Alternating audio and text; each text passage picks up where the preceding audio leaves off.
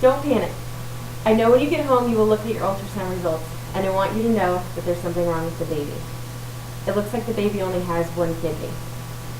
It's not the phone call I expected to hear when my doctor called with the results of my 20-week ultrasound. My baby only has one kidney. Immediately all these questions came to mind. What does it mean to have one kidney? What caused this? How can we fix it? And what does it mean for my baby's future? Throughout the rest of my pregnancy and the first 2 years of my son's life, I began searching for answers, and I'm going to share those findings with you. What does it mean to have one kidney? Well, a person born with one kidney has unilateral renal agenesis. A person born without any kidneys has bilateral renal agenesis. The March of Dying statistics note that unilateral renal agenesis happens between 1 in 450 and 1 in 1,000 births, which is less than 1%. Bilateral renal agenesis happens in 1 in 3,000 births. Because the kidneys function to help remove waste products and filter blood, a condition like renal agenesis can sound scary. Without a kidney, how would the body take over all of the work for what would be 2 kidneys? Well, most people born with a solitary kidney will end up and grow a super kidney. The kidney will grow and expand and take on all of the work for 2 kidneys. If a patient only has no kidneys, they will have to be on renal dialysis in order to survive. How did this happen to my baby? I was 35 when I was pregnant with my son.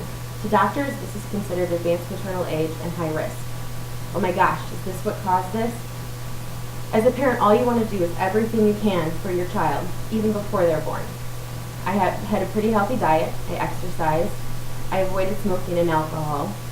As it turns out, there was nothing I could do. I did not cause this. It had nothing to do with my age, my eating habits, my exercise, and my social habits.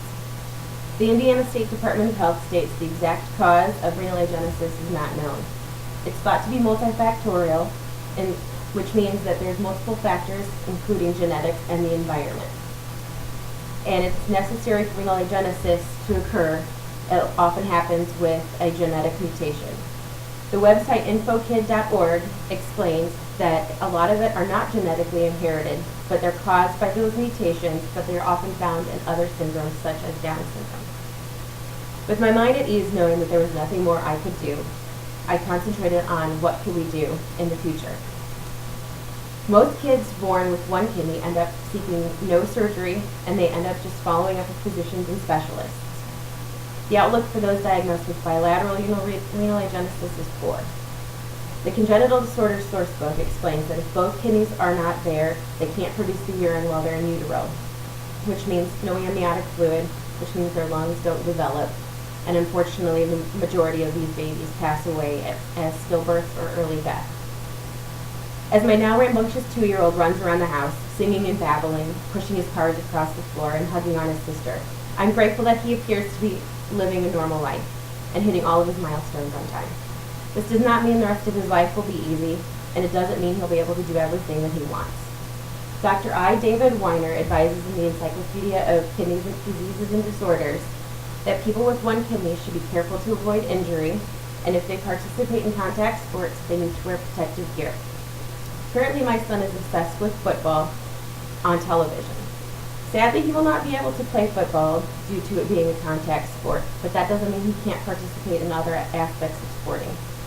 He can continue to be as active as he wants, which will help him to maintain a healthy blood pressure so that he won't risk having hypertension and renal failure in the long run. Renal agenesis may seem scary at first when the diagnosis is given to you. Over time, I have learned that it does not mean that you have to drastically change your life. People can go on to lead completely normal lives. I see this every day in my son.